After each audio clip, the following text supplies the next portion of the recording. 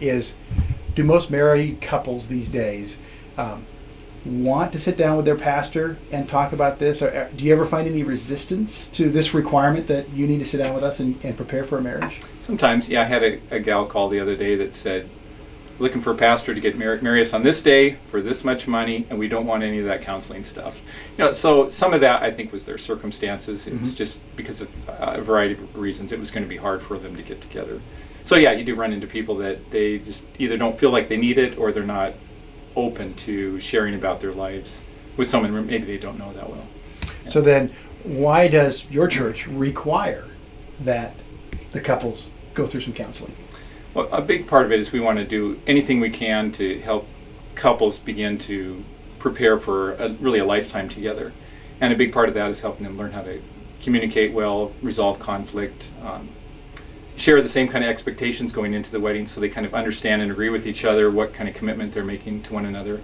And oftentimes when couples are spending time together before they get married, it's about the fun, the romance, hanging out together, and then they make that commitment to get married when they're engaged. Then suddenly the whole focus shifts to the wedding plans. Who's going to do the flowers? What about the cake? How do we deal with expectations of family? And really they're not spending time developing their relationship. It almost goes on hold. So then they end up getting married, and they haven't really put in the time they need to address some really important parts of their relationship. Do you find that most people or most couples find that process foreign? And I guess what I mean is, we all know about planning a wedding, and you mentioned the cake and the colors and the flowers and the family. That's really exciting. Is there a point when it clicks, when, wait a minute, what are we going to do after this? Oftentimes, yeah, that's the helpful thing about the process of counseling, is you start asking them questions, getting them thinking about issues that they may not have talked about. I can say on the one hand, I had a good friend who was a pretty mature guy, but I remember he was engaged and he'd done some counseling, and he got to a point where he felt like, I just can't think of anything else more I could know about my spouse. And inside I was laughing. And on the other hand, I was really concerned too that you have a lifetime of getting to know this other person. And so I think by learning to ask good questions with couples about various areas of their relationship in life, that does open people's eyes from time to time to begin to think about, boy, we really need to think about this or focus on this. In your work with people, do you find that effect happens to people after this big event?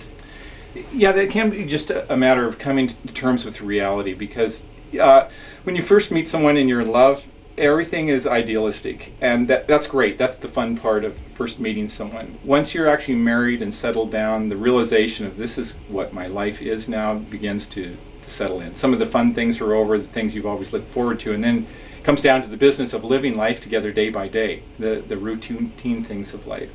And so that can become kind of a period of what I call disenchantment. In fact, I remember I saw a great illustration in this one book. It shows this couple when they first meet, they're both standing upright.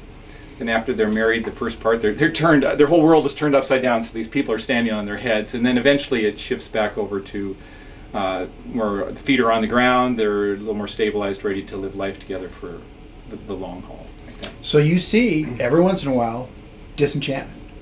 Almost always. That happens to some degree. I mean, it's more pronounced in some people than others. So then, how do you, with your preparation process, minimize that or try to eliminate it for couples? What do they have to go through to make sure that doesn't affect them as much as it does others? I think talking through expectations for marriage is helpful, for them to be able to share with each other what they're expecting out of this marriage and relationship. When people share similar expectations, that's a good thing. When they're not aligned, that can be frustrating. But then helping them to simply think through the practical realities of living together, or pointing to the examples of other people. You're just starting to prepare them, even if they can't believe that's what life is going to be like. Once they're into their marriage, at least they can reflect back and, I remember we talked about that. It helps them process that a little bit more. There are some other things that I think are helpful too, in that giving them good tools to process disappointment or readjustment. And that can be anything from simply having a good support group of friends that they can talk with or process, other couples that are going through something similar or that have gone through that before. It really just helps to have others around you, friends, family, people that you can rely on to talk about what you're feeling. Do you get couples coming back to you after you've gone through counseling, we got married, honeymoon, we get a little disenchanted. Do they come back for a refresher? Some, and that's probably something we could do a better job at being proactive in pursuing them. Say a year later, I know one fellow that does do that. He says you need to come back in for your 12-month checkup. He requires it from them. He doesn't go to this church, but used to. So that's probably a good idea. Once in a while, people will talk, or just in passing, how's it going? You guys still in love? Still glad you're married? Can have some of those kind of conversations. But overall, we found that down the road, a lot of couples won't come in for any kind of counseling until nearly 2 years after they've recognized they're in a serious situation, that they really have a problem. And by then, so much damage has been done that it's often difficult to recover for that. So I always tell couples, it's a good thing to ask for help. Don't be afraid of that. Don't be ashamed. Use other people. Use your friends, family, or go to counseling early on. Don't wait till long after you've had a problem. Even if it's just a 12-month checkup with your pastor. Yeah, even that can be a helpful thing.